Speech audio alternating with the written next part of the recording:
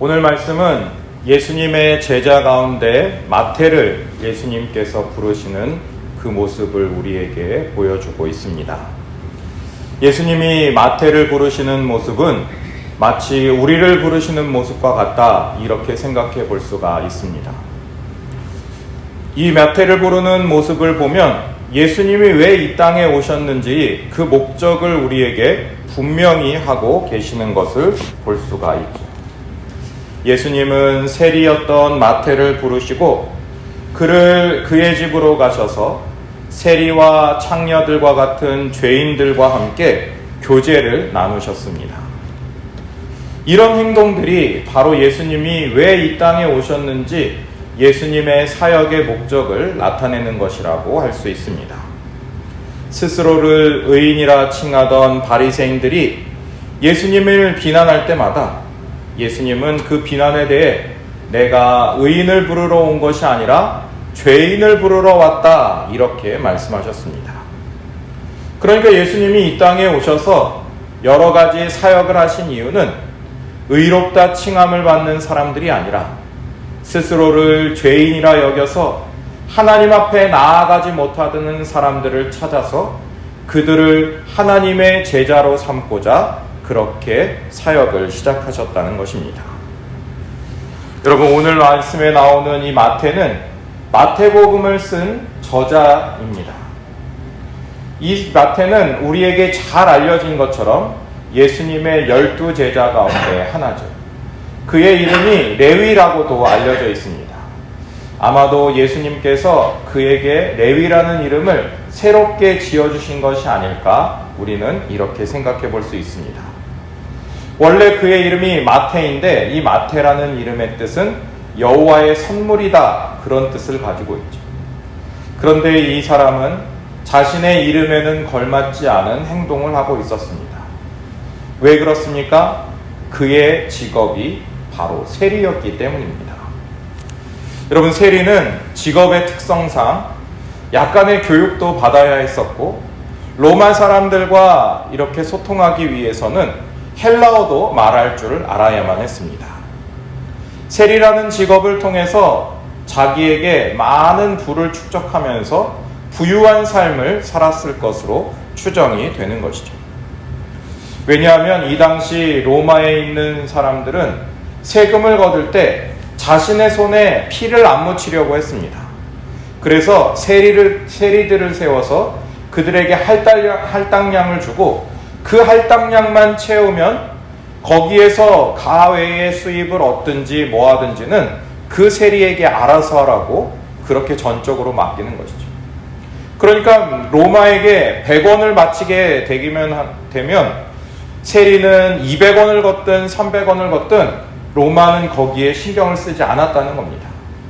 자신들에게 부과된 100원만 제대로 바치면 그 외에 얼마를 더 걷든지는 세리의 몫이고 세리의 능력이라는 것이죠. 따로 세리에게 월급을 주는 게 아니었기 때문에 세리는 먹고 살기 위해서 자기 스스로가 세금을 높여 걷고 더 많이 걷어서 자신들의 배를 불렸던 것입니다.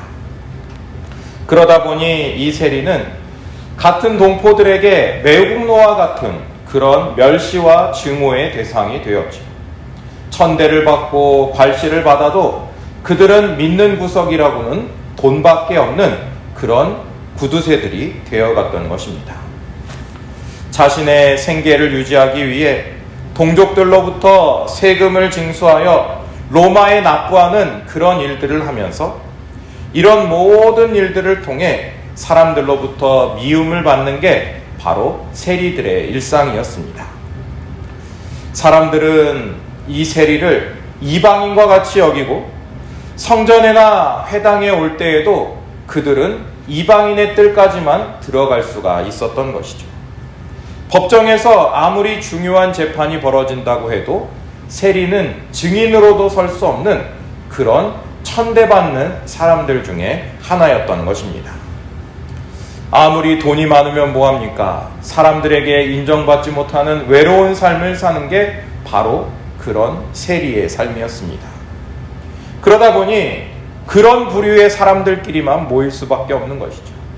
끼리끼리 논다고 세리는 세리들끼리, 스스로를 죄인이라 칭하는 죄인들끼리 모여 살 수밖에 없었습니다.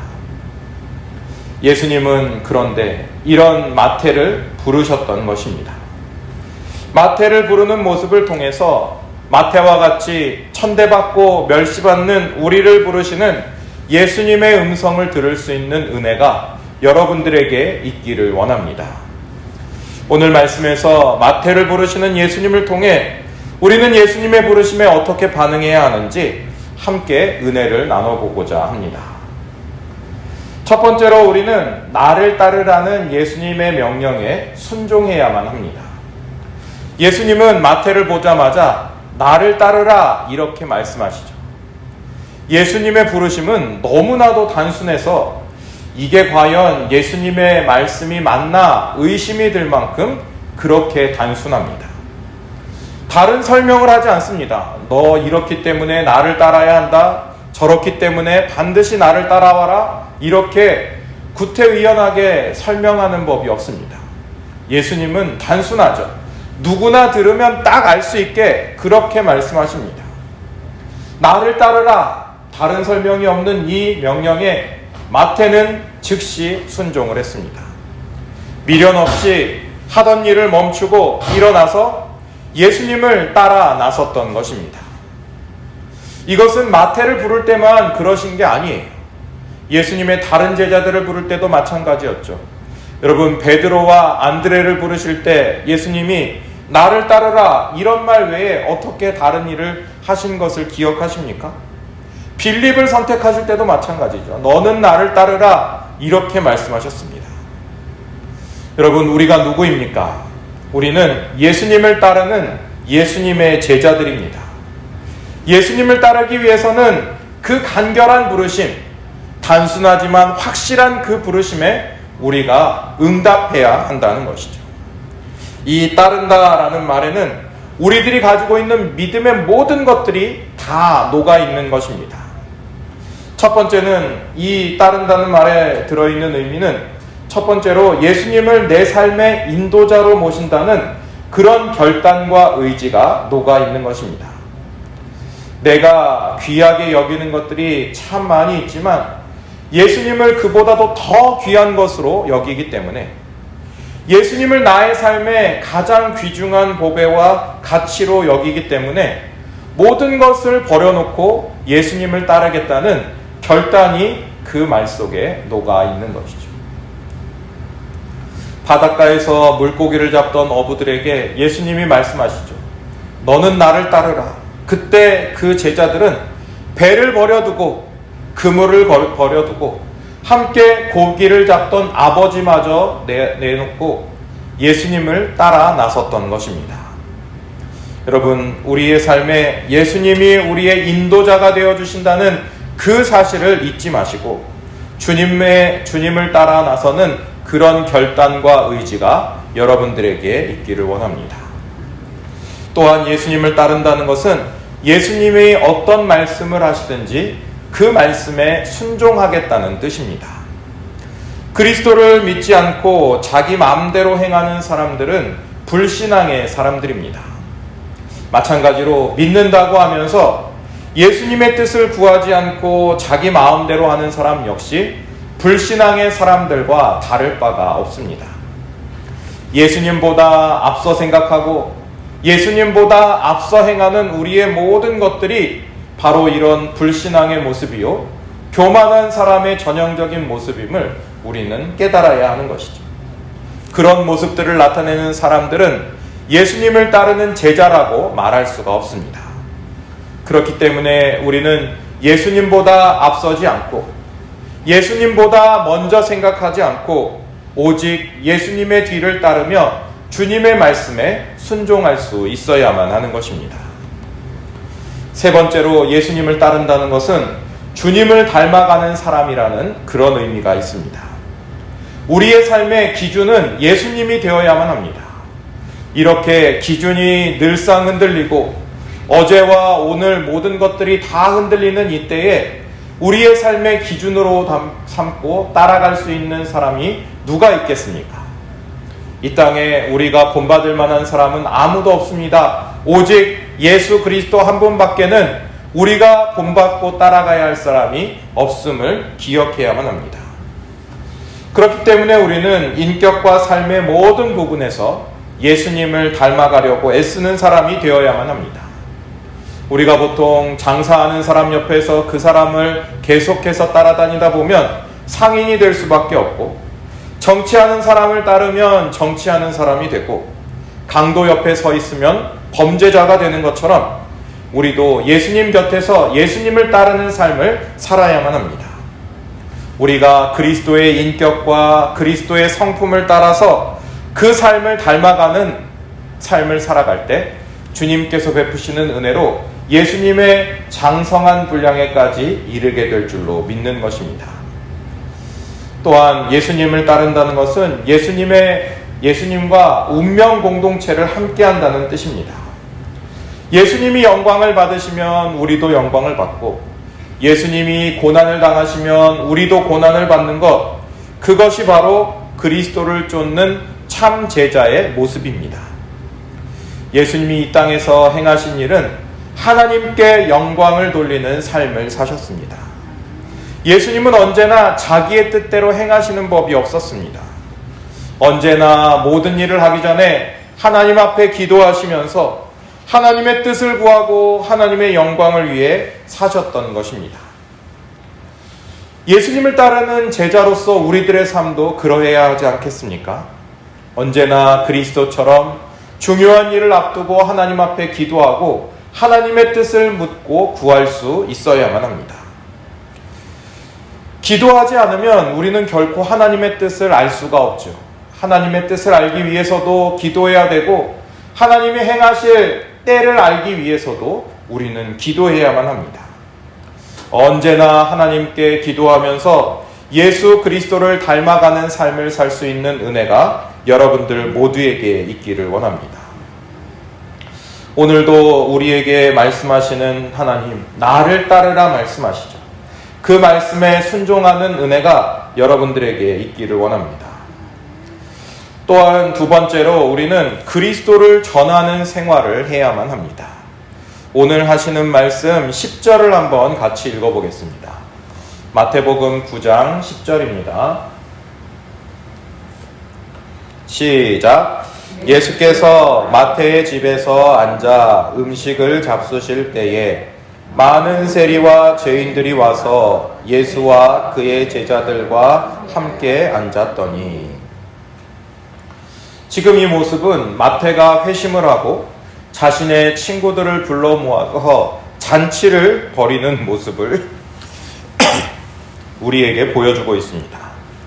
아마 세리로서 동료들과 마지막 작별 인사를 하는 것 아닌가, 이렇게 생각해 볼 수 있죠. 그러면서 그리스도의 제자가 되는 것에 대한 감사와 기쁨의 의미로 많은 사람들에게 잔치를 베푸는 모습을 볼 수가 있습니다. 아마 모르긴 몰라도 그 잔치 자리를 통해 수많은 세리 동료들이 예수님에게로 돌아오고 예수님에게로 나아오는 기적을 맛보았을 것입니다. 먼저 예수님을 믿게 된 마태가 동료들에게 예수님을 소개하고 전도했을 것 아닙니까? 많은 사람들이 이때 예수님을 믿고 예수님께로 돌아왔기 때문에 예수님은 세리들의 친구라 하는 그런 별명을 얻게 된 것입니다. 여러분, 우리가 예수를 믿고 예수를 따르는 그리스도의 제자가 된 삶을 살게 된다면 우리는 어떤 생활을 해야만 합니까? 마태가 그러했던 것처럼 우리도 예수 그리스도를 우리 주변의 많은 사람들에게 전하는 생활을 해야만 하는 것입니다. 이것이 바로 그리스도인으로서, 예수님의 제자로서 합당한 삶을 사는 것입니다. 베드로전서 2장 9절에 보면 너희는 택하신 족속이요 왕같은 제사장들이요 거룩한 나라요 그의 소유가 된 백성이니 이는 너희를 어두운 데서 불러내어 그의 기이한 빛에 들어가게 하신 자의 아름다운 덕을 선포하게 하려 하심이라, 이렇게 말씀하는 것을 볼 수 있습니다. 여기에 보면 그 하나님의 아름다운 덕을 선포하게 한다 이렇게 말씀하시죠. 선포라는 이 말이 어떤 의미가 있냐? 바로 시장에서 상인들이 자기가 팔고 있는 물건을 사람들에게 자랑하는 모습이 바로 이 선포라는 말의 뜻입니다. 여러분 시장에 가보셨습니까? 시장에서 상인들이 얼마나 자기 물건을 팔기 위해 열심히 자랑을 합니까? 골라 잡아 박수치고 노래를 부르고 춤을 추기도 하고 우스꽝스러운 옷을 입기도 하고 남자인데 여자 옷을 분장하기도 하고 그렇게 망가지는 모습을 하면서 얼마나 자랑을 합니까? 손님에게 물건 하나라도 팔 수 있다면 할 수 있는 모든 열심을 내는 것이 바로 상인들의 열심입니다. 그런 모습이 바로 아름다운 덕을 선포하는 모습이다. 성경은 이렇게 말씀하고 있습니다. 여러분 우리가 그리스도를 믿는 그리스도인으로서 예수님을 이렇게 선포해 본 적이 있습니까? 내가 믿는 예수님의 그 사랑, 놀라운 은혜를 얼마나 사람들 앞에서 자랑해 보셨습니까? 마태는 그렇게 했거든요. 자기가 가진 재물을 아까워하지 않으면서 다른 사람들을 위해 베풀고 다른 사람들에게 나타내면서 내가 믿은 예수를 자랑하고 선포했습니다. 사람들이 손가락질을 해도 그것을 기뻐하면서 많은 사람들에게 잔치를 베푸는 것, 바로 참된 그리스도의 제자의 모습인 것이죠. 내가 영접한 그리스도가 우리 생명의 구원자임을 믿었기 때문에 이 세상을 구원할 구세주라는 사실을 굳게 믿었기 때문에 아무것도 아까워하지 않고 사람들 앞에서 그 모든 것을 내놓으며 잔치를 베풀 수가 있었던 것입니다. 이것은 예수님도 마찬가지 아니겠습니까? 하늘의 그 영광스러운 보좌를 버리시고 이 땅에 오신 이유, 그러면서 사람들에게 먹기를 탐하는 자라, 세리와 죄인들의 친구다, 이런 손가락질을 받으면서 이 땅에 오셔서 그 구원의 사역을 감당하셨던 것입니다. 수많은 사람들 가운데 죽어가는 한 영혼을 살리기 위해 하늘의 그 높은 보좌를 버리시고 이 땅에 오신 예수님의 모습이야말로 우리가 따라가야 할 진정한 은혜의 자리임을 우리는 믿어야만 합니다. 여러분, 우리가 가진 이 믿음이 세상의 상인들이 자랑하는 물건보다 훨씬 더 좋고 은혜 있다는 사실을 믿으시기 바랍니다. 사람들은 시장에 가서 좋은 물건 하나만 사더라도 자랑하고 싶어 안달이 나지 않습니까? 시계를 사면 계속 팔을 걷어붙이고, 옷을 사면 옷을 자랑하기 위해 입었다 벗었다 하는 것이 우리의 모습 아닙니까? 맛있는 음식점 하나를 아들더라도 주변 사람들에게 거기 맛있다, 한번 데려가 보고 싶다, 이렇게 자랑하는 것이 사람의 마음입니다. 좋은 물건보다도 훨씬 더 귀하고 맛있는 음식점의 음식보다도 훨씬 더 복된 예수 그리스도를 알게 되었는데, 그 복된 소식을 어떻게 사람들에게 전하지 않을 수가 있겠습니까? 여러분, 우리의 인생의 구원자 되시는 예수 그리스도를 진정으로 믿게 되었는데 우리 마음속에 그런 예수님을 자랑하고 싶은 마음이 생기지 않는다면 우리가 따르는 예수님에 대한 그 마음이 진짜인지를 한번 의심해 보아야만 합니다. 주변에 있는 많은 사람들에게 예수님을 자랑하고 선포하면서 예수님이 걸어가신 그 참된 그리스도의 길을 따라 살 수 있는 은혜가 여러분들 모두에게 있기를 원합니다. 예수님이 제자들과 죄인들과 함께 식사를 하는 것을 보면서 비난하는 사람들이 이곳에 있습니다. 그들은 스스로를 의인이라 칭하고 있는 바리새인들이었습니다. 12절의 말씀은 비난하는 그 바리새인들에게 예수님이 대답하신 예수님의 말씀입니다. 우리 12절의 말씀을 한번 같이 읽어보겠습니다. 마태복음 9장 12절 말씀입니다. 시작. 예수께서 들으시고 이르시되 건강한 자에게는 의사가 쓸데없고 병든 자에게라야 쓸데 있느니라. 의사가 누구에게 필요한가? 병든 사람에게는 쓸데가 없고, 건강한 사람에게는 쓸데가 없고, 병든 사람에게 필요하다, 이렇게 말씀하고 있는 것입니다. 세리와 죄인들 같이 어두운 죄의 그늘 가운데 있는 사람들에게 예수님이 더욱 필요한 것을 말씀하고 있는 것이죠. 자기 취향에 맞는 사람들만 상대하는 바리새인들, 당시의 종교 지도자들의 배타성과 이기심을 꾸짖는 교훈이기도 한 것입니다. 세상의 종교 지도자들, 특별히 이 바리새인들은 자기 입맛에 맞는 사람들하고만 상대를 했습니다. 스스로가 더럽다고 여기는 세리들, 죄인들은 저 멀리 하면서 자신들의 부류하고만 같이 놀았던 것이죠. 그렇지만 예수님은 예수님의 취향에 따라 사람을 대하지 않으셨습니다. 만약 자기 취향과 기준에 따라 사람들을 상대하셨다면 아마 우리들은 거기에 끼지 못했을 것입니다. 왜냐하면 예수님은 거룩하신 하나님이시기 때문이죠. 하나님은 거룩하시기 때문에 그에 합당한 사람들만 상대하신다면 어찌 우리가 감히 그 자리에 낄 수가 있겠습니까? 그렇지만 거룩하신 하나님이 자신의 취향, 자신의 기준을 포기하시면서 우리와 같은 종의 모습으로 이 땅에 오셔서 죄인인 우리를 상대해 주셨습니다. 우리를 죄의 그늘, 더러운 죄에서부터 구원하시기 위해 우리를 찾아오신 것입니다.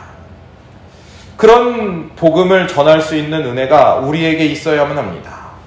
이런 예수님의 놀라운 사랑, 우리를 위해 모든 것을 포기하고 이 땅에 오신 그 놀라운 사랑을 전할 수가 있어야만 하는 것이죠. 예수님은 우리에게 우리가 빛과 소금이라 이렇게 말씀하십니다. 빛이 어디에 필요합니까? 빛은 어두운 곳에 필요하고 소금은 부패한 곳에 필요합니다. 우리는 죄악과 세상의 더러운 냄새로 가득한 사람들을 외면하지 말고 그들을 사랑하고 그들에게 복음을 전할 수 있어야만 합니다. 바리새인처럼 깨끗하고 지위가 높고 교양이 많고 돈 많은 사람들만 상대하려고 해서는 안 됩니다. 세상에서 손가락질 받고 소외받는 그런 사람들이 예수님이 그들의 친구가 되어주셨던 것처럼 교회 안에 오는 것을 반겨하고 그들이 영원히 구원받는 것을 함께 기뻐할 수 있는 은혜가 우리에게 있어야만 하는 것이죠. 예수님이 하늘의 거룩한 그 보좌를 버리시고 이 땅에 오신 것처럼 우리도 성육신의 그 자세를 본받아야 합니다. 의사가 만약 병든 사람이 아니라 건강한 사람들만 상대한다면 그 병원이 유지가 될 수 있겠습니까? 의사가 건강한 사람들만 상대해서는 안 되듯이 그 의사가 병든 사람을 찾아야 하듯이 우리도 흠없고 깨끗한 사람들이 아니라 예수를 믿고 거듭나야 할 사람들을 찾아 그들에게 생명의 복음을 전해야만 하는 것입니다. 우리 주변에 살펴보면 여전히 주님을 알지 못하고 그 예수님의 복음을 거부하는 많은 사람들이 있습니다. 예수의 복음을 들어서 변화되어야 할 사람들이 우리 주변에 많이 있다는 것이죠. 주변에 그런 사람들을 찾아서 생명을 살리는 복음을 전해 하나님의 귀한 일꾼으로 삼을 수 있는 은혜가 여러분들에게 있기를 원합니다. 우리 마지막 13절을 한번 같이 읽어보도록 하겠습니다. 13절의 말씀입니다. 시작. 너희는 가서 내가 긍휼을 원하고 제사를 원하지 무엇인지를 배우라. 나는 의인을 부르러 온 것이 아니요 죄인을 부르러 왔노라 하시니라. 아멘. 그릇된 편견 가운데 있는 바리새인들에게 예수님은 그들이 잘 알고 있는 구약의 말씀을 꺼내서 그들에게 교훈하는 것을 볼 수 있습니다. 오늘 예수님이 인용하신 이 말씀은 구약의 소선지서 가운데 호세아 선지자가 말한 호세아 6장 6절의 말씀입니다. 나는 인애를 원하고 제사를 원하지 아니하노라 하는 그 말씀이 이곳에서 선포되고 있는 것이죠. 여러분, 호세아 선지자가 활동하던 그 당시에 이스라엘의 종교 지도자들은 성전에서의 제사의식을 형식적으로 드리고 가난한 자들과 약한 사람들을 착취하면서 자신의 배를 불리는데 최선을 다하고 있었습니다. 이사야 선지자는 그런 그들을 향해서 소돔의 관원들아, 이렇게 이야기합니다.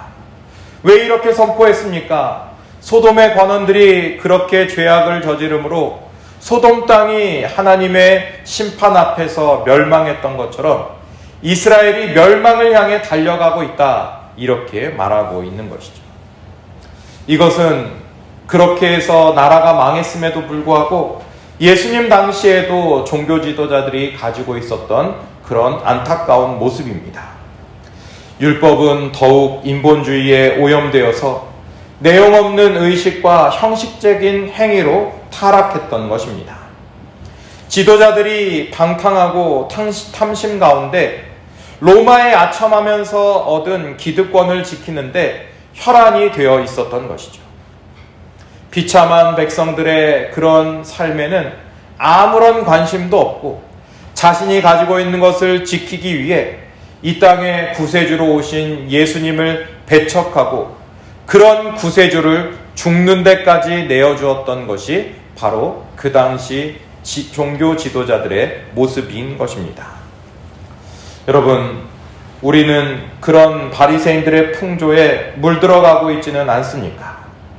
자신들이 만든 종교 규례를 하나님의 말씀보다 더 앞세우고 그것을 따르려는 모습, 우리가 생각하는 우리의 생각을 하나님의 말씀보다 앞세우고 있는 우리의 모습과 닮아 있지는 않은지 우리의 모습을 돌아보기를 원합니다. 남들이 보는 겉모습에만 치중하면서 신앙생활 잘한다는 그 칭찬에 목말라 있지는 않습니까? 신앙의 모습은 겉모습뿐만 아니라 그 믿음 가운데 있는 근본 정신을 잘 헤아리고 그 근본 정신대로 살아야만 하는 것입니다. 우리의 실생활은 변하지 않고 교회에서만 거룩한 삶을 산다면 그런 모습을 보고 누가 예수님께로 돌아올 수가 있겠습니까? 예수님이 말씀하신 것처럼 우리의 삶의 모든 것이 다 변해서 이웃에게 자비와 사랑을 베풀 수 있는 그런 은혜의 삶을 살아야만 하는 것입니다. 여러분, 우리가 믿는 예수님은 우리에게 사랑을 가지고 오셨습니다. 예수님이 이 땅에 오신 이후 우리를 심판하러 오심이 아님을 믿으시기 바랍니다. 우리를 사랑하셔서 우리를 구원하시기 위해 채찍을 들고 아픈 마음으로 이 땅에 오신 것입니다. 어두움에 갇혀 죄악 가운데 행하는 우리를 긍휼히 여기심으로 우리에게 사랑으로 구원을 베푸시기 위해 주님이 이 땅에 오셨다는 사실을 믿으시기 바랍니다. 예수님은 또한 우리를 용서하시기 위해 오셨습니다. 죄인인 우리는 서로를 비판하면서 사람이 잘못한 것만 꼬집어내고 잘못한 것만 따지려고 하지만 예수님은 잘못투성이인 우리를, 죄로 얼룩진 우리를 찾아오셔서 우리를 질책하지 않고 꼭 안아주시는 사랑의 하나님이십니다. 주님은 죄 가운데 있는 우리를 비난하기보다는 용서하시고 책망하기보다는 사랑하시는 사랑의 하나님이신 줄 믿으시기 바랍니다. 그런 주님이 오늘도 우리를 찾아오셔서 우리의 모든 잘못을 용서해 주시고 오늘도 우리를 구원하시기 위해 이 땅에 오셨다는 사실을 믿는 믿음이 우리에게 있기를 원합니다. 예수님은 우리를 구원하시기 위해 오셨습니다. 예수님의 사랑은 말로만 그친 게 아니에요. 이 땅에 오셔서 내가 너를 사랑한다 100번 말하는 것보다 자신의 목숨을 내놓으면서까지 우리를 사랑하신 것이죠. 그 죽음의 사랑이 우리를 구원의 길로 인도하시는 유일한 길임을 믿으시는 은혜가 여러분들에게 있기를 원합니다. 마지막으로 살펴볼 것은 예수님이 우리의 의원이 되어주신다는 사실을 믿어야만 하는 것입니다. 여러분, 우리는 환자입니다. 환자도 그냥 환자가 아니라 중환자죠. 이제 곧 숨이 넘어갈지도 모르는 그런 중환자입니다. 의사 대신 예수님의 치료가 반드시 필요한 사람들이죠. 우리 예수님의 치료는 무엇보다도 신속함을 믿으시기 바랍니다. 아무리 실력이 좋은 의사라고 해도 예수님만큼 빠른 치료를 하는 의사는 없습니다. 예수님은 그저 백성들에게 손을 대기만 해도 그 병이 낫는 놀라운 은혜를 베풀어 주십니다. 12의 혈루증 앓는 여인을 생각해 보십시오. 예수님 근처에 가서 예수님의 겉옷가에 손만 대어도 그 모든 질병이 나았습니다. 그러면서 그 모든 질병 가운데 영혼까지 구원받는 놀라운 역사가 일어났던 것이죠. 예수님의 치료는 이처럼 완벽합니다. 재발하는 법이 없습니다. 다시 병으로 고민하거나 고생하지 않습니다. 이것이 바로 세상 의사와 예수님의 차이점입니다. 죄에 대한 치료도 마찬가지죠. 몸만 고치는 것이 아니라 주님은 우리의 영혼의 죄의 문제도 해결해 주십니다. 한 번 용서받은 죄는 더 이상 그것을 기억하지 않으신다 말씀하시는 예수님의 사랑을 믿으시기 바랍니다. 죄로 인해 더 이상 고통받지 않아도 되고 죄로 인해 더 이상 마음 아파하지도 않은 그런 은혜가 우리 앞에 놓여져 있는 것이죠. 또한 예수님의 치료 앞에 치료가 불가능한 병은 없다는 사실을 믿으시기 바랍니다. 예수님은 이 땅의 모든 병을 고치셨습니다. 심지어는 죽음까지도 그 앞에서 권세를 잃고 그 죽음에 있는 모든 백성을 살리셨던 것입니다. 어떻게 이런 일이 가능합니까? 예수님은 이 땅에 창조주로 오셨기 때문입니다. 창조하신 그분이 말씀으로 치료하시는데 어떤 피조물이 그 앞에서 거역을 할 수가 있겠습니까? 여러분, 우리에게 우리의 마음에 상처가 있고 우리의 몸에 아픈 병이 있다면 주님 앞에 나아가시기를 바랍니다. 우리가 주님 앞에 간절히 기도하고 하나님 앞에 아뢰면 우리의 모든 문제가 해결함을 받게 될 줄로 믿습니다. 우리가 아무리 주님 앞에 나아갈 때 예수님이 아무리 사랑의 하나님이라 하더라도 무조건 그 구원을 다 받을 수는 없습니다. 오직 자신이 주님의 구원을 받을 만한 죄인임을 시인하는 사람만이 예수님의 구원을 얻을 수가 있는 것이죠. 나의 병이 오직 예수 그리스도 의사 되신 그분의 치료함이 않으면 고침을 받을 수 없다 고백하는 사람만이 의사이신 예수님의 그 치료를 받을 수가 있는 것입니다. 내가 영적으로 죽은 중환자임을 자각하고 모든 병을 고치시는 의원 되시는 예수님을 믿을 때 주님이 우리의 병든 영혼을 고쳐주실 줄로 믿는 것입니다. 겸손히 주님 앞에 간구하며 나아갈 때 마태를 부르셨던 그 놀라운 사랑의 예수님이 우리를 부르셔서 우리를 구원의 자리로 인도하실 것을 믿는 은혜가 여러분들에게 있기를 원합니다. 함께 기도하겠습니다.